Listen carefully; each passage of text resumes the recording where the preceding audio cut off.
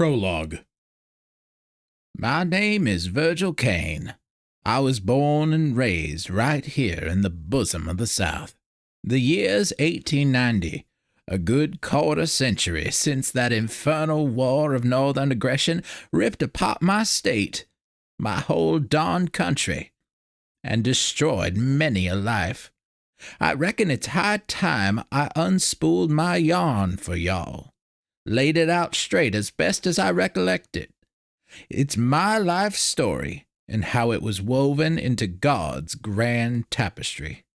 So gather round and listen to a tale of a journey that shook me to my core, twisted my path like a lightning-struck oak, and I reckon y'all will find that it's got a bit of highfalutin and a heap of homespun, just like the land where my roots run deep. Folks always did say I had a way with words. I could spin a yarn so vivid it'd shame a rainbow. Mama swore I got that from my Aunt Frances, bless her soul. Woman could make a trip to the outhouse sound like a dang odyssey. So settle in and let me walk you through those years, the good, the bad, and the downright ugly, all painted up with the colors of memory wrapped around a storyteller's heart. See, back in the early 1860s, our little patch of Tennessee was flourishing like a hound dog in a flea market. Now, we weren't talking of one of them grand plantations, all white columns, more acreage than sin. No, sir. Ours was a humble spread, built on our own sweat and calluses, not on that of others. We didn't have no slaves, just our own two hands, and the backs of kinfolk working that land till it yielded. Fields rolled on out like a patchwork quilt, all stitched together with corn, cotton, tobacco, enough tomatoes to make a preacher man blush. Springtime, she'd come waltzing in with that sweet honeysuckle perfume, bees buzzing lazy-like between the blooms. Then summer, she'd hit as hard as a blacksmith's hammer, sun turning the earth to dust and baking the sweat right onto your hide. But even then, there was a raw beauty to it, something fierce and stubborn, just like the folks who called it home.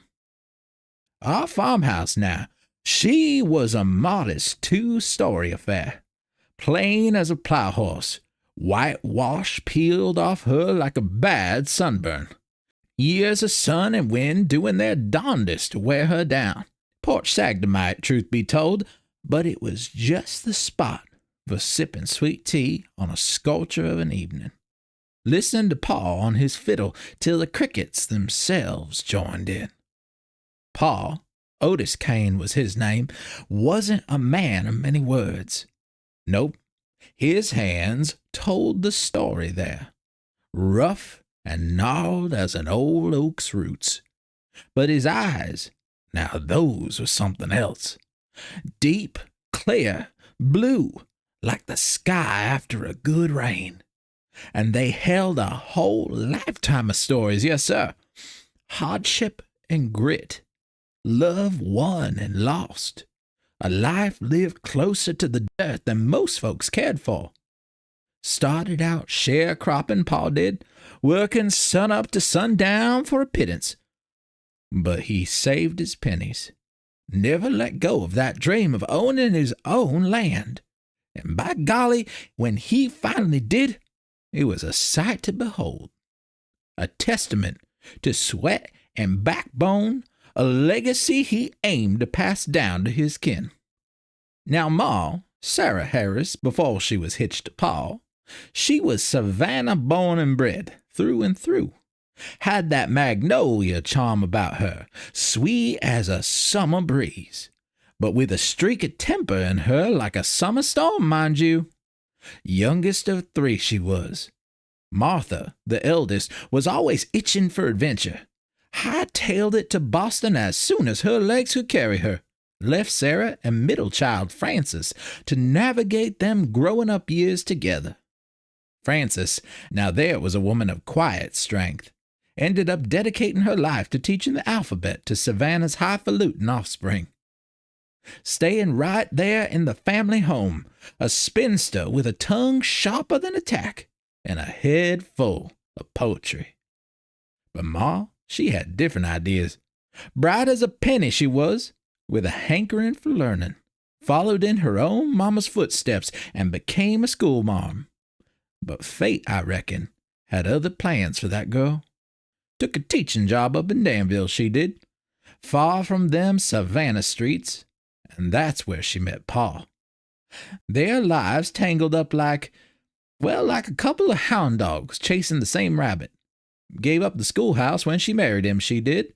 Dedicated herself to raising a family and helping Pa wrangle that farm into something special. Now Ma, she was the heart and soul of our little homestead. Her laugh, it was like a warm breeze on a summer day, and that Savannah drawl of hers, why, it was prettier than any songbird. She was a small woman, but with a touch as gentle as a hummingbird's and a smile that could chase the blues away faster than you could say Robinson Crusoe. Folks round these parts still talk about her cooking, especially her fried chicken and biscuits. Swore they were touched by an angel. But more than all of that, Ma was the glue that held our family together. Her love, it was like a rock we all clung to.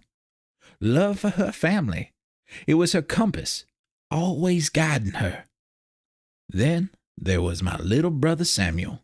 Now there was my partner in crime, my shadow, that one.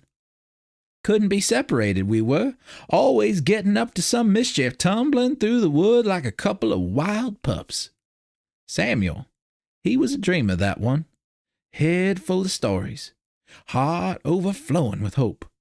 He'd sit for hours listening to Pa spin yarns about the old days, about the Cherokee Indians that used to roam these very hills, about brave souls like Daniel Boone blazing trails through them Appalachian mountains.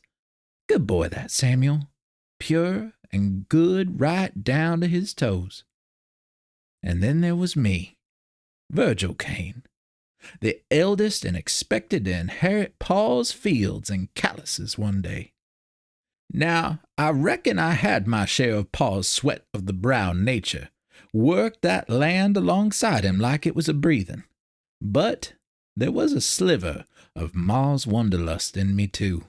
A hankering for something beyond these fence posts, something more. See, come winter, Ma and I, we'd pack up and make the trek down to Savannah. For Ma, it was a chance to catch up with her sister, Frances. For me, it meant schooling under the watchful eye of Aunt Frances herself, a woman who could outsmart a fox in a henhouse. She knew more about Southern literature than any preacher knew Scripture.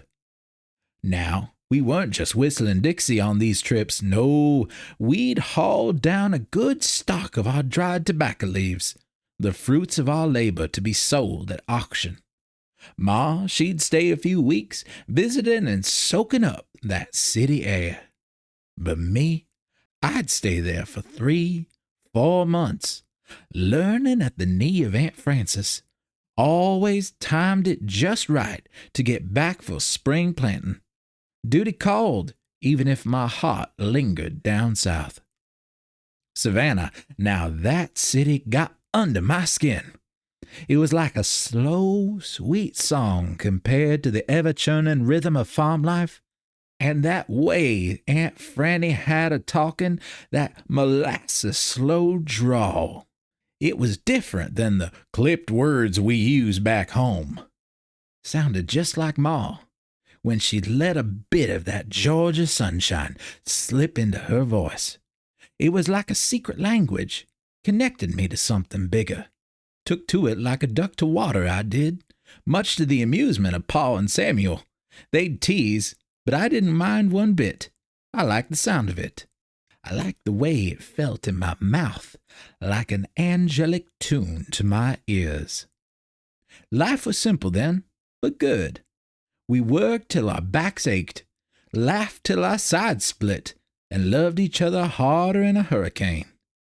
But something was a brewin', something big and ugly. War. It was comin', and it was gonna shake our little world till it rattled in our bones. Could almost hear it sometimes in the rumble of the trains passing by on the edge of our land, like the ground itself was holding its breath, waiting for the storm to break.